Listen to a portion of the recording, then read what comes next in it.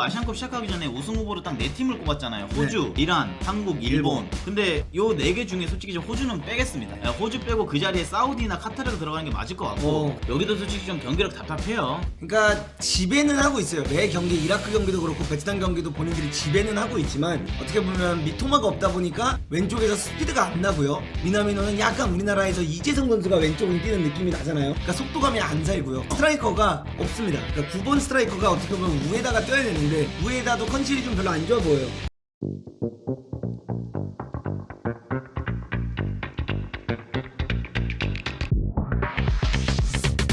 아시안컵 어떻게 보면 약간 우승 후보 혹은 좋은 경기력을 보여준 팀들 몇 개를 저희가 간단하게 여러분들이 보기 쉽게끔 설명을 해드리려고 합니다. 각조 순위표 상황을 현재 보면은 1960년 이후에 64년 만에 아시안컵 정상 탈환에 도전하는 한국의 조 1위보다 조 2위로 16강에 오르는 것이 더 유리하게 작용할 것으로 보이고요. 2조 2위에는 준결승까지 이번 대회 강력한 우승 후보 일본, 이란, 호주 중 호주만 만날 가능성이 높다.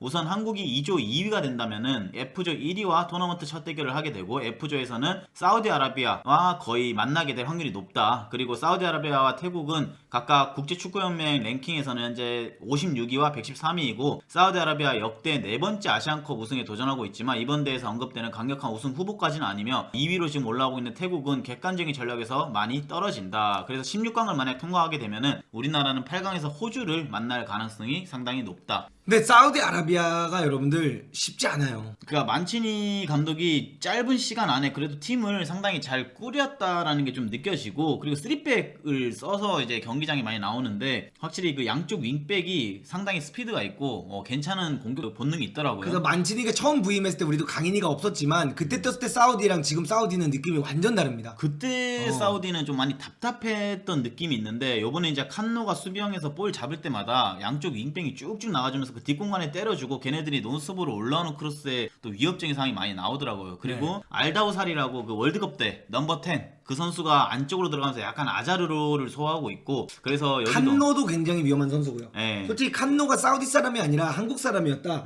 혹은 일본 사람이었다라고 하면은 칸노 정도면은 제가 봤을 때 웨스트햄이라든가 에버튼 같은 데서 충분히 게임을 뛸 수 있는 선수라고 생각을 해요. 네, 근데 사우디도 돈 너무 많이 받으니까 그쵸, 안 나가죠. 나갈 이유가 없는 거죠. 네, 그래서 사우디는 뭐 이게 최대 장점이자 단점인데 월드컵 때는 장점이라고 할 수 있었던 게 같은 팀, 같은 리그 안에 모든 선수들이 거의 월드컵 멤버에 꾸려서 나가가지고 이제 조직적으로 잘 맞춰져 있다라는 장점이 있었는데 솔직히 이번 아시안컵 보면서 좀 느끼는 거는 어쨌든 사우디 리그가 아무리 세졌다라고는 하지만 유럽에 있는 리그들보다는 경쟁력이 덜하다 보니까 이 선수들이 경쟁력에서 좀 떨어지지 않을까 솔직히 그렇게 이제 좀 생각이 들어요. 그리고 일단 우리가 1위로 올라가게 되면 뭐 일본도 만나고 그 다음에 올라가면 또 뭐 이란을 만나고 이런 것도 있고 3위로 올라가면 최고라고 해요. 3위로 올라가면 우즈베키스탄 만나고 그 다음에 카타르. 그럼 일단 우리나라는 3위로 올라가는 것도 생각을 좀 해봐야 되겠네. 근데 일단은 뭐 64년 만에 우승을 한다. 우승컵 들어 올리겠다라고 하는 팀이었는데 이런 팀이 1위로 가냐 2위로 가냐 3위로 가냐 요거 걱정하고 있다는 것부터가 대한민국 너무 자존심 상한다. 3위는 에바지 장난 아니야. 자존심 상한다. 근데 제일 좋은 건 솔직하게 3위긴 해요.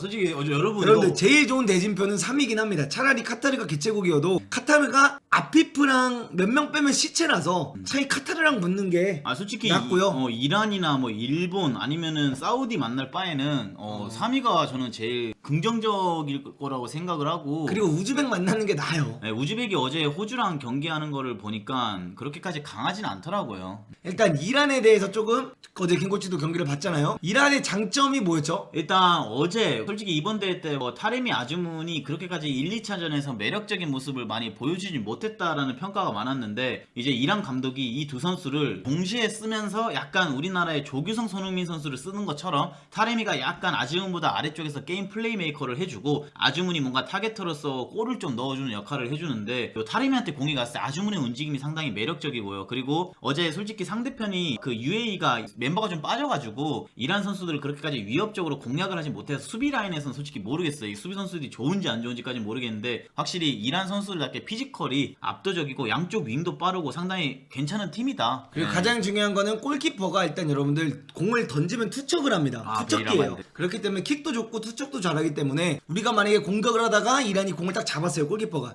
그러면 한 번에 그냥 던져가지고 카운터택을 시작할 수 있는 팀이기 때문에 이란의 이런 게 좀 위협적이다는 걸 볼 수가 있고, 가장 중요한 건 이제 타림이랑 아주문도 둘이 좀 뛴 지 오래됐잖아요. 그러니까 둘의 이 콤비네이션이 확실히 좋더라고요. 이게 따로따로 나오거나 뭐 타림이 혼자 나오거나 이랬을 때는 확실히 좀 위력이 줄었는데 아주문까지 같이 나오게 되니까 둘의 위협이 강하다. 허나 문도가 생각하기에는 이란 많이 가봤자 4강이다.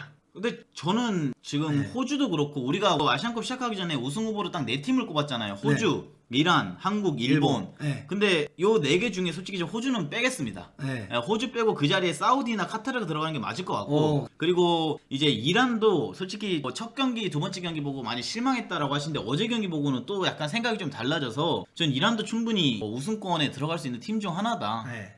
이렇게 저는 생각을 하고, 일본이 모르겠어요. 미토마가 지금 없는 일본 과연 어떤 경기력을 보여줄지 좀 봐야 되는데 여기도 솔직히 좀 경기력 답답해요. 그러니까 지배는 하고 있어요. 매 경기 이라크 경기도 그렇고 베트남 경기도 본인들이 지배는 하고 있지만 어떻게 보면 미토마가 없다 보니까 왼쪽에서 스피드가 안 나고요. 미나미노가 요 자리를 뛰기도 하는데 미나미노는 약간 우리나라에서 이재성 선수가 왼쪽을 뛰는 느낌이 나잖아요. 그러니까 속도감이 안 살고요. 그리고 여기도 스트라이커가 없어요. 스트라이커가 없습니다. 그러니까 9번 스트라이커가 어떻게 보면 우에다가 뛰어야 되는데 우에다도 컨실이 좀 별로 안 좋아 보여요. 그래서 우에다도 좀 별로고. 그리고 모리타랑 엔도 조합이 어떻게 보면 좀 센데, 제가 봤을 때 여기 투볼런치는 약간 수비적인 성향이 강한 선수들이라 이게 강팀을 만났을 때는 이게 전략이 빛을 발할 수 있는데, 약팀을 만났을 때 이 선수들이 공격적으로 좋은 패스들을 많이 못 뿌려주는 것도 있는 것 같아요. 그리고 어쨌든 간에 가장 불안한 거는 현재 골키퍼. 23번의 스즈키인데, 저는 이 친구가 여러분들 첫 경기 불안했고요. 두 번째 경기 이라크 때는 그냥 괜찮았다고 봐요. 그리고 이라크 후반까지 갔을 때는 얘가 이제 좀 정착을 하기 시작했거든요. 그래서 얘의 불안함이 있지만 얘는 점점 올라가면서 괜찮아질 것 같다는 생각이 들고, 스가와라는 솔직히 많이 불안합니다, 이번 아시안컵. 네, 이번에 서령무냐 스가와라나 지금 웨스트햄 관계자가 보러 왔다라고 하는데 둘 다 안 뽑을 수도 있을 것 같아요. 네, 둘 다 안 뽑을 수도 있다, 이렇게 볼 수 있고, 그다음에 이토주냐, 확실히 현재 이토마 빠진 이 팀의 에이스구나. 이 선수 혼자만이 지금 상대 진영을 흔들고 있는데 얘 혼자만 흔들기는 좀 많이 역부족이긴 해요, 솔직히. 그래서 어쨌든 간에 일본은 그래도 우승 후보이지 않나. 그래도 아직까지는 우승 후보죠. 네. 아무리 뭐 스트라이커가 없고 뭐 골키퍼가 약해졌고 막 이런다고 해도 그래도 우승 후보다. 근데 우리가 기대했던 것만큼 아직 1, 2차전 경기력이 그렇게까지 좋진 않다, 이렇게 좀 말씀을 드리고 싶고, 그리고 이제 카타르, 여기가 어떻게 보면 진짜 복병이라고 저는 생각을 합니다. 일단 아피프 이 선수 계속 득점 랭킹 상단에 올라가 있고, 그리고 나머지 선수들도 지금 어떻게 보면 약간 흑인 선수들이 많아요. 그래서 유연하고 빠르고 피지컬도 좋고 하다 보니까 거기다 이제 개최국으로서 이제 홈버프도 있을 겁니다. 분명히 심판의 판정이라든가 이런 것들이 여기에 좀 더 유리하게 작용될 거기 때문에 여기도 이제 우승 후보로 저는 넣도록 하겠습니다. 그리고 알리 같은 경우에는 지난 대회 득점왕이고요. 그다음에 이 알하이도스 이 선수가 주장인데 중국이랑 할 때 골 넣었잖아요. 경험이 굉장히 많은 선수거든요. 그래서 알하이도스의 뭔가 중원에서 계속 튀는 이선 침투라든가 이런 공격력도 좋고요. 하템 선수가 수비형 미드필더로서 싸워주는 것도 괜찮은데, 수비를 보시면 아시겠지만 호호 있습니다. 웃고 지나갈 수 있는 수비예요. 이게 중국이고 이런 팀들이 여기랑 붙어서 그렇지 여러분들 수비는 좀 안 좋아요. 약하다. 그렇기 때문에 사실 카타르가 개최국이긴 하지만 16강에서 만나야 된다면 나는 카타르 만나는 게 제일 편하다. 3위로 올라가야 카타르를 만날 확률이 높아요. 8강에서 만나게 된다면 이란, 여기 일본, 이런 호주 이런 팀들 중에 가장 붙어볼 만한 팀이 난 카타르다, 이렇게 생각을 하고요. 그 다음에 호주는 솔직히 말씀드리면 여기는 운 안 좋으면 16강까지 갔다가 집에 가야 될 수도 있다라고 저는 생각을 해요. 왜냐면은 이 팀이 지금 추구하는 축구가 약간 포스테코글루의 축구를 하고 있어요. 하프스페이스에 미드필더들이 계속 뛰어 들어가고 하는 느낌을 주는데, 솔직히 말씀드려서 하프스페이스에 뛰어 들어가는 선수들의 능력치가 많이 낮고, 그리고 원톱 공격수로 원래 옌기가 아니라 듀크라는 선수가 주전입니다. 근데 듀크가 나올 때도 그렇게 매력적인 모습을 보여주지 못하고 있고, 그냥 이 팀의 장점은 좀 단단한 수비력. 아직까지 어떻게 보면 이게 수비력 때문에 저는 모든 경기를 다 이기고 올라오고 있다라고 생각을 해요. 맥트 라이언의 경험, 그다음에 사우타랑 롤즈, 그다음에 베이치도 어떻게 보면 포스테코글루 때도 아시안컵을 떴던 선수고 경험이 많은 선수죠. 그러니까 이 수비 라인이 좀 단단한데 공격력이 별로긴 한데 어쨌든 매 경기 득점은 하고 있고, 그쵸. 그리고 신체 조건이 너무 좋다 보니까 세트피스에 대한 위험성이 있고,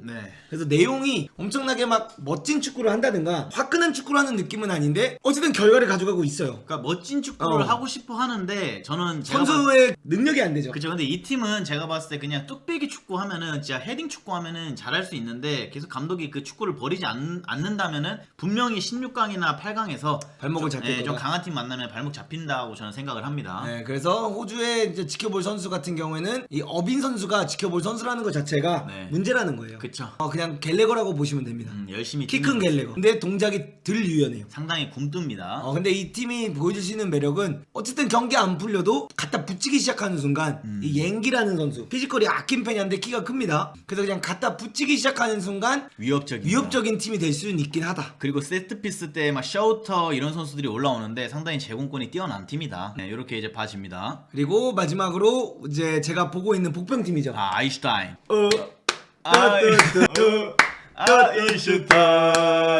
타지키스탄. 타지키스탄. 네, 여기가 이제 타지키스탄. 진짜 극적으로 올라오게 됐는데 솔직히 타지키스탄이 보여주는 축구 너무 매력적이에요. 그러니까 여기가 진짜 하프스페이스를 공략을 잘하는 팀이다 라고 저는 말씀을 드리고 싶고 선수들이 상당히 빠르고 기술적입니다. 근데 이 팀은 일단은 경험이 있거나 아니면은 밸류가 엄청 높은 선수가 없어요. 그러다 보니까 이 첫 골이 터지는 데까지 시간이 오래 걸렸는데 어쨌든 지금 첫 골이 터졌고 요번에 본선 진출했기 때문에 선수들이 자신감을 얼마나 얻냐가 중요하지 않을까. 그리고 이 감독님이라고 하면 여러분들 노빠꾸 축구를 선도합니다. 전방 압박 치고요. 네. 재차 압박 치고요. 라인 관리할 때 하고요. 그리고 심지어 마지막엔 레바논이 신체 조건이 좋은데도 그거를 16분 동안 골키퍼가 중거리 슈팅하는데도 버텨냈잖아. 물론 한 명이 퇴장당했지만. 그래서 그런 걸 봤을 때 이 타지키스탄이 돌풍. 과연 어디까지 갈 수 있을지 여기가 진짜 돌풍을 일으키지 않을까. 진짜 엄청난 돌풍의 팀이다. 그리고 그래서 요 감독님으로 말씀드리면은 상당히 정글러입니다. 네, 정글러. 왜냐하면은 17살 때 감독을 시작해서 진짜 오지에 있는 팀만 다 다녔습니다. 몰디브, 아프가니스탄, 지금 타지키스탄에 계시는데 아마 이번 대회 8강 들어가면은 진짜 좋은 나라로 갈 것 네, 같아요. 좋은 중동 나라. 나라라든가 네. 뭐 이런 데 가서 이제 감독을 시작하실 것 같아서 좀 더 편안하게 가시지 않을까. 원투워치 네. 여러분들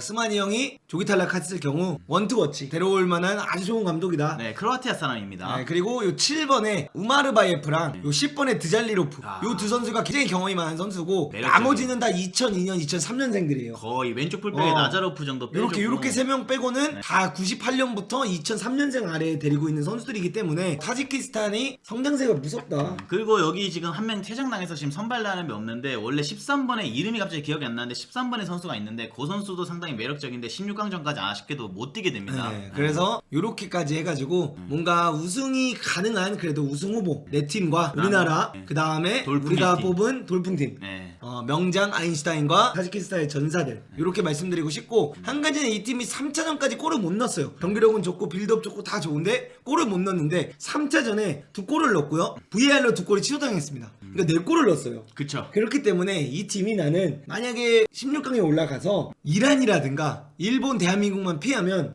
난 여기가 1낼 수도 있다고 생각해. 8강. 난 진짜 1낼 것 같다. 그러니까 분위기 타면 어떻게 될지 모르는 거라 축구는. 1을 낼 것 같다.